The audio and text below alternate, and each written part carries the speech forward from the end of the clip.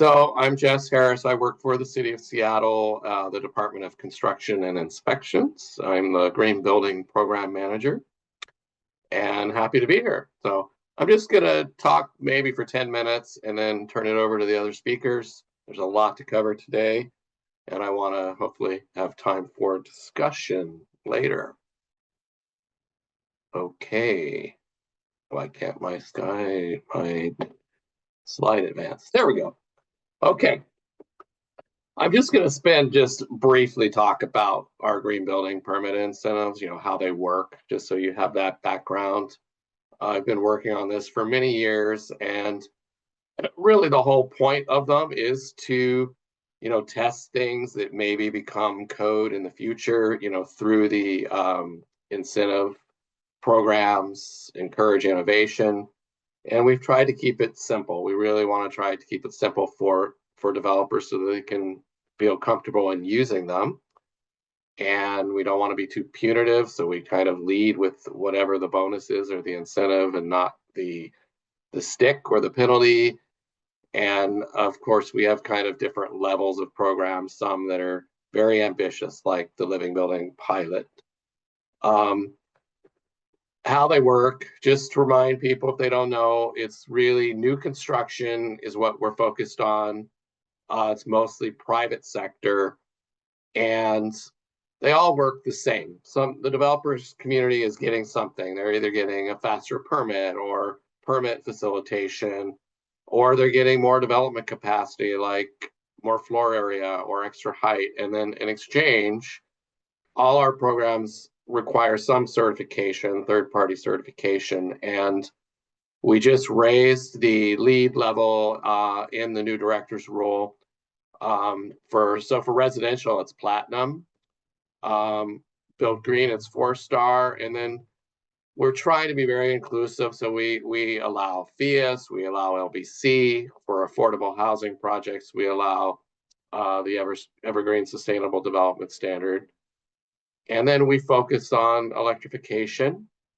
And this year, we're really focusing on reducing carbon emissions as well.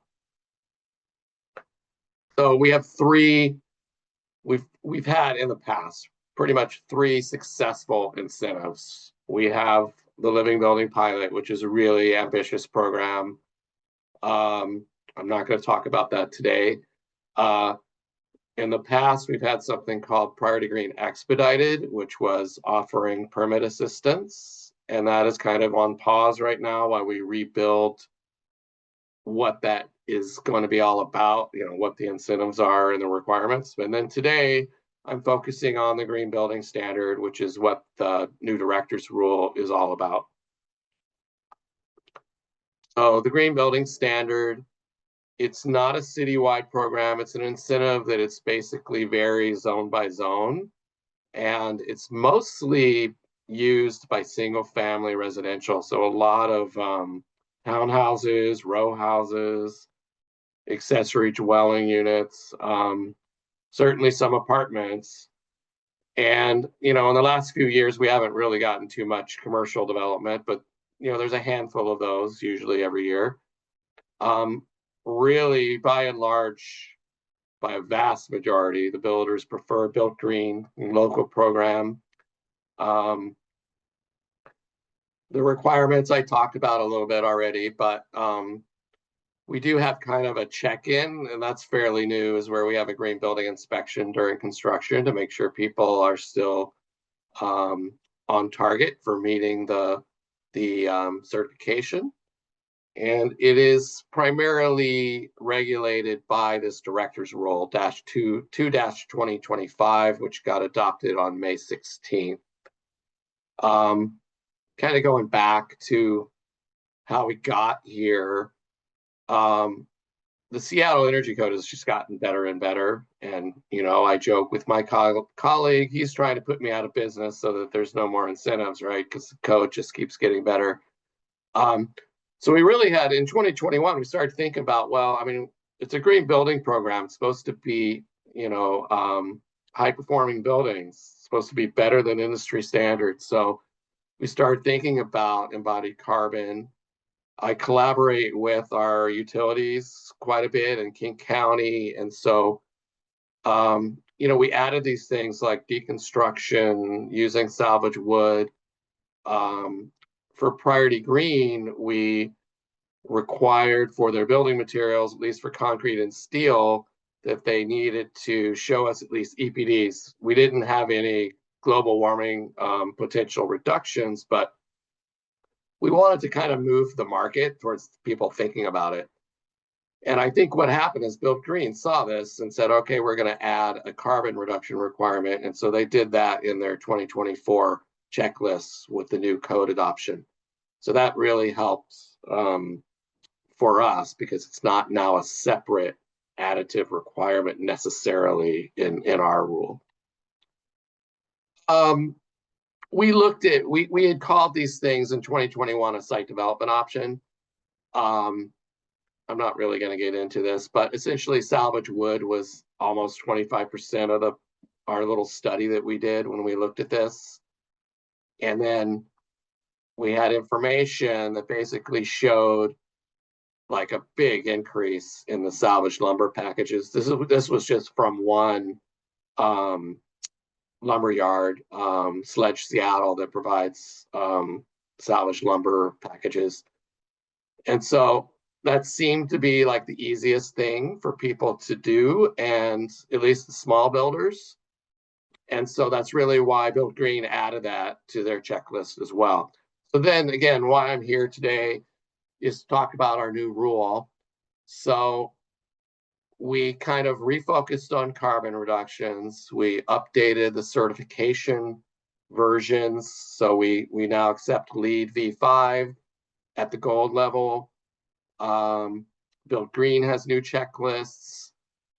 We tried to streamline our process a bit, but focusing in on our embodied carbon, which is what everyone's interested in this session about, is the options we have in our rule.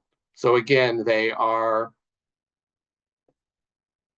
sometimes they can be in addition to the certification. And I think what we need to find out is if people are going to use, like for instance, a LEED version 5 whole building life cycle analysis, which is kind of what we use to kind of define the life cycle analysis, or whether they're just going to kind of do it outside of the certification, and then we're going to have to review for it separately. So we worked with Carbon Leadership Forum quite a bit. They helped kind of define these. So what we had in 2021 was retaining a structure and moving a structure, deconstruction, and then we upped the board feet of salvage wood requirements slightly. So these are the new board feet options. It was 500 board feet per project, and now it's kind of a per unit metric, and it aligns totally with Built Green, because really for administrative purposes, it's hard for us to kind of look at this separately. We are a team of 1.5 people in my department, so we don't have a lot of capacity to review these things. But the new options are reducing the global warming potential of concrete by at least 10. And we're using the regional benchmark. We decided to go for that. So I think it's a pretty easy lift. That might be kind of the go-to option for larger projects. And then the whole building life cycle analysis, we have 2 options. One is kind of built off, I think Tally and Athena, and the option 2 is really based off of the Beam tool. There's several small residential developers that I know have tried Beam. So it's just slightly different. It's cradle to gate instead of cradle to gate grave, and I think the components that you study are a little different. But that's essentially it. I'm looking forward to the discussion.